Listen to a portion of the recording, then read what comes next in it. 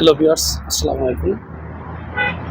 আমরা জানি পৃথিবীতে সবচেয়ে সমৃদ্ধশালী দেশ আমেরিকা, অর্থনীতিতে লুক্সেমবার্গ, জার্মানি। তবে ইউরোপের মধ্যে সবচেয়ে সমৃদ্ধশালী দেশ হলো জার্মানি। আর আজকে আনভেল করব জার্মানির ন্যূনতম স্যালারি কত, পার আওয়ার স্যালারি কত।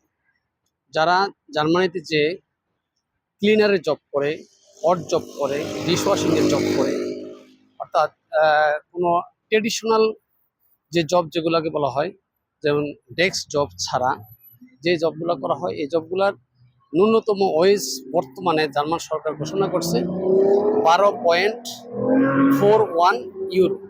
12.41 ইউরো বলতে বাংলাদেশে নিয়ার অ্যাবাউট 1300-1400 টাকা পড়ে পার ঘন্টা। মাথায় রাখবেন, তাহলে 10 ঘন্টায় তার স্যালারি কত, 10 ঘন্টায় সে কত কামাইতে পারে।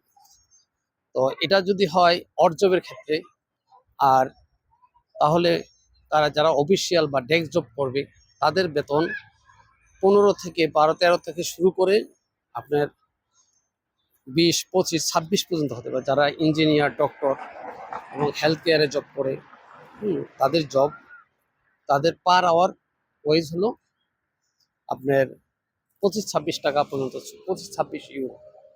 এবার চিন্তা করে দেখেন, ইউরোর দাম যদি হয়, এটা হলো পার ঘন্টায়। ইউরোর দাম যদি মিনিমাম ধরি 110 টাকা, তাহলে একজনের পার ঘন্টায় কত কামাইতে পারে।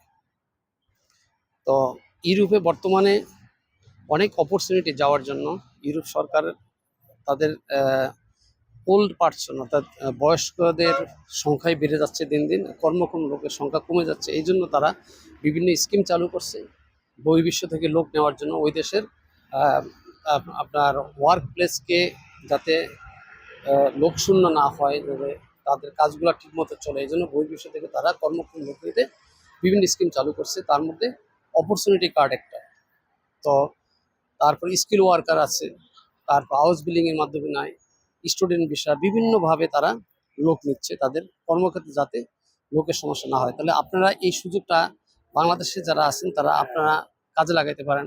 যারা বয়স কম, স্টুডেন্ট ভিসা, আর যাদের একটু বয়স হয়ে গেছে, 40 পার হয়ে গেছেন, আপনারা অপরচুনিটি কার্ডের মাধ্যমে জার্মানিতে যে একটা জব নিতে পারেন এবং অনেক ওয়েজ আপনারা কামাই করতে পারবেন, আর্ন করতে পারবেন এবং আপনারা বাংলাদেশকে রিমিটেন্সে সমৃদ্ধশালী করতে পারেন, অথবা নিজেরা সমৃদ্ধশালী হতে পারবেন।